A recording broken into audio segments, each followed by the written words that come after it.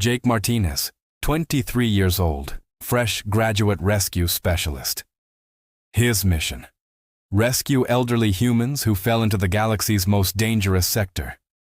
His problem: they don't want to be rescued. And the local Amazon warriors are protecting them. Sweat made Jake Martinez's hand slip on the control panel. It had been only 3 weeks since he graduated from the Galactic Rescue Academy, and he was already undertaking the most dangerous mission of his career. The Crimson Nebula, the galaxy's most feared sector, home to the Antilya warriors. Control Center. This is Jake Martinez. Approaching target coordinates, Jake said, trying to hide the tremor in his voice. Copy that, Martinez. Remember the mission. SOS signal from Pension Paradise Retirement Community. 47 elderly Earthlings missing. You're bringing them back to the safe zone. Jake took a deep breath. Pension Paradise. Who in their right mind would establish a retirement home in the galaxy's most dangerous sector? When he first entered the Crimson Nebula, what he expected were reddish clouds and numerous Antilya warships. What he didn't expect were flower beds. This is impossible, Jake muttered. He was looking at perfectly arranged rows of petunias at the nebula's entrance, and among them, an elf-like warrior with pointed ears, 2.2 meters tall, athletic build, silver armor. Was she watering the flowers? When the Antilya warrior noticed Jake's ship, she looked up. Jake thought he was going to have a heart attack. With her graceful facial features and pointed ears, she truly resembled the legendary elves. But the woman raised her hand and waved. "Hello, sweetie," the woman shouted. "Grandma Dorothy was expecting you. Come in. She made tea." Jake put his ship on autopilot and looked around in amazement. The interior of the Crimson Nebula had completely changed. Everywhere he looked, there were small houses, gardens, even a golf course. And most surprisingly, Antilya warriors were sitting with elderly humans drinking tea together. The fact that all the warriors were women surprised Jake. Didn't this race have male individuals? Jake landed his ship at the main complex. As soon as he got out, a woman of about 70 greeted him. "You must be Jake. I'm Dorothy. Welcome, honey."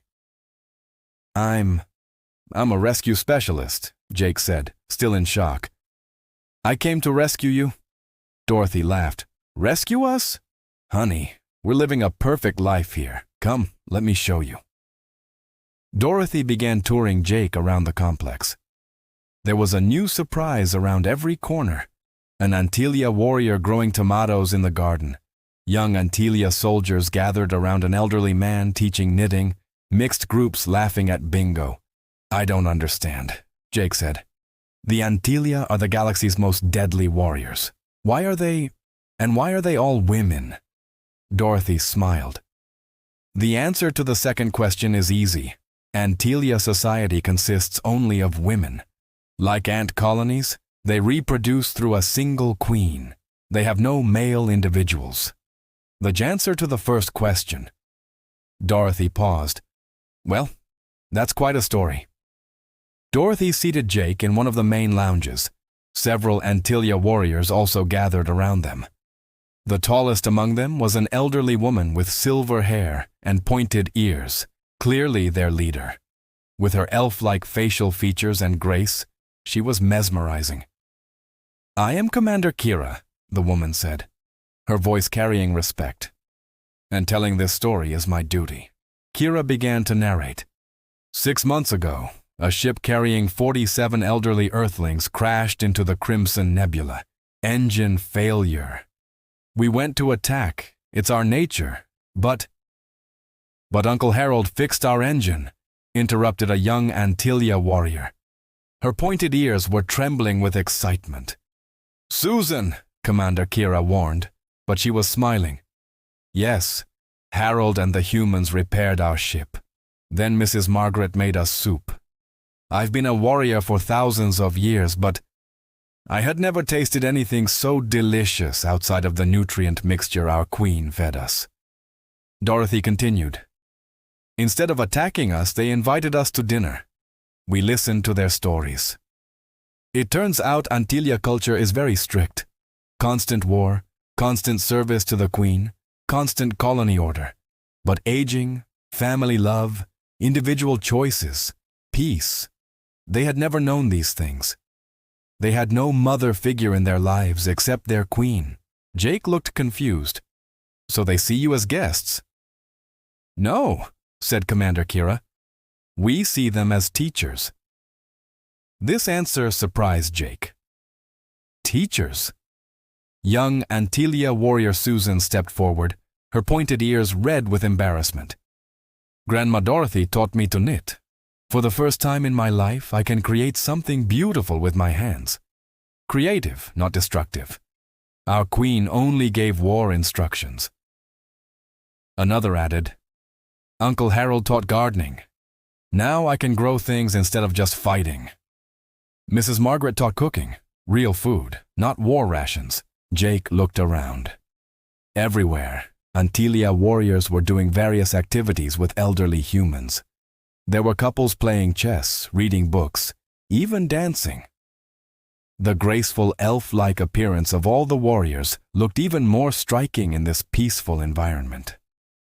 But why does the galaxy still consider this place dangerous? Jake asked. Commander Kira grinned. Because that's how we project it to the outside, to protect Pension Paradise. This place is our sanctuary, both theirs and ours. What do you mean? Dorothy explained. Jake, when we got old on Earth, nobody valued us anymore. Our children, grandchildren were busy. We felt useless. But here they value our knowledge, our experience, an elderly man finished. Commander Kira added, in our culture there was no individuality, our queen's orders, the colony's needs. But the Earthlings taught us that every individual is valuable, that aging is wisdom. Now our elderly warriors aren't considered defective by the queen either. They become advisors. They're respected. Jake suddenly grasped the seriousness of the situation. So actually nobody here wants to be rescued. On the contrary, Dorothy said, we're finally where we want to be, where we're valued. At that moment, Jake's communicator rang, Martinez, give status report. Jake hesitated. If he told the truth, the Galactic Alliance would probably intervene here. They would disrupt this peaceful environment. Control center, Jake said, making his decision. I've reached the target location, but the situation is different than expected. How so, Martinez? The missing civilians aren't actually missing. They're living here by their own will, and they're safe. No rescue operation needed. That's impossible, Martinez. The Crimson Nebula is a deadly place. Jake looked around. An Antilya warrior was learning bridge from an elderly man, her pointed ears in an attentive listening position. In another corner, an elderly woman was braiding a young warrior's long silver hair. Control Center, I have a request. Could you mark these coordinates as safe settlement area? The civilians here are protected and happy. A long silence. Then, Martinez, are you sure? Absolutely certain. Actually, I'm going to stay here a bit longer too. I want to learn Mrs. Margaret's cake recipe. Commander Kira laughed. Warrior Jake, welcome here. Jake looked around. Maybe this mission wasn't a rescue operation, but a learning operation. And there was so much to learn. Dorothy took Jake's arm. Come, honey, let me show you the museum section. Would you like to learn how we started our story? Jake smiled. For the first time, he was genuinely curious. Yes, I'd love to. And so Jake Martinez, the 23-year-old rescue specialist, discovered that the galaxy's most dangerous sector was actually the most peaceful place. Sometimes the only thing that needs rescuing is our prejudices. 3 months later, Jake was still staying at Pension Paradise, officially as an observer. He had learned to knit. He was surprisingly talented, could make Mrs. Margaret's famous apple pie, and had learned basic techniques from Antilya martial arts. This made them even more elf-like, graceful yet deadly movements. Most importantly, Grandma Dorothy had taught him that life wasn't just about completing missions.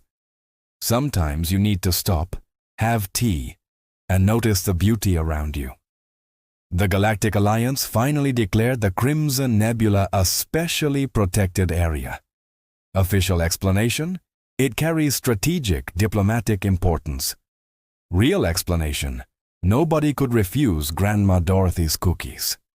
Jake's report is still taught at the Galactic Rescue Academy under unlikely success stories.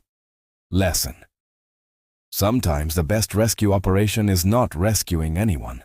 This story shows the wisdom of aging, intercultural understanding, and that the concept of home is universal. Jake Martinez started as a young hero but learned that the real heroes were elderly people like Grandma Dorothy. And the Antilya warriors? They not only continue to fight for their queen, they've also learned to live for themselves. For the first time, they can make individual choices, make their own decisions.